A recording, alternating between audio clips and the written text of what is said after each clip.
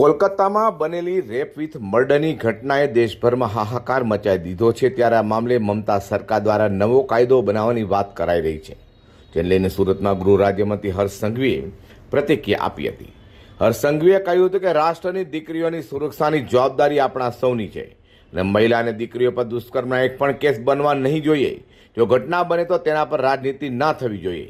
આપણા પ્રધાનમંત્રી નરેન્દ્રભાઈ મોદીના માર્ગદર્શનમાં પોસ્કો એક્ટમાં બદલાવ કરવામાં આવ્યો છે।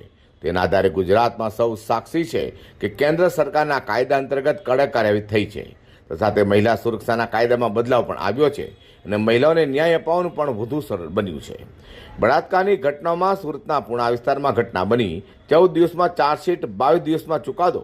ભાવનગર રેપ કેસમાં 24 કલાકમાં ચાર્જશીટ કરાઈ તો ગ્રીસમાં હત્યા કેસમાં 82 દિવસમાં ચુકાદો આવ્યો હતો।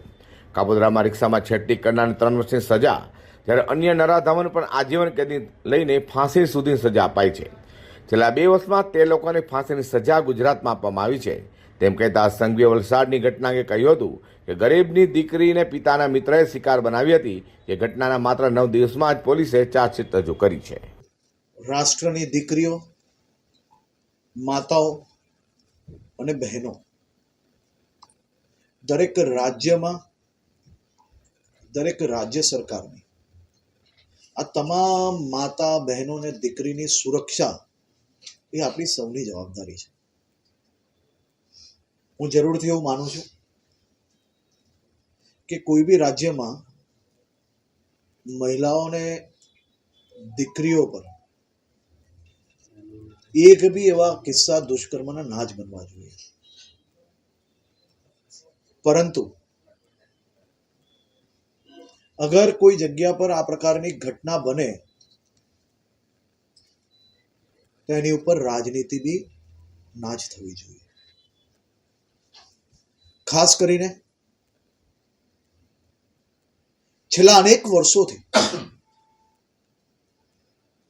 દેશના લોકપ્રિય પ્રધાનમંત્રી આદરણીય શ્રી નરેન્દ્રભાઈ મોદીજીના માર્ગદર્શનમાં દેશભરમાં પોક્સો એક્ટમાં જે બદલાવ આવ્યો, એની અંદર જે કડકાઈ આવી, એની સાથે સાથે મહિલા સુરક્ષાઓને લઈને કાયદાઓની અંદર જે બદલાવ આવ્યા, એની અંદર કડકાઈ વધી, એની કોર્ટોનો જે વધારો થયો, એના કારણે મહિલાઓને ન્યાય અપાવવું એ વધુ સરળ અને વધુ મજબૂતાઈથી એ લોકોને ન્યાય અપાવવાની ક્યાંક ને ક્યાંક દિશા મોકલી થઈ।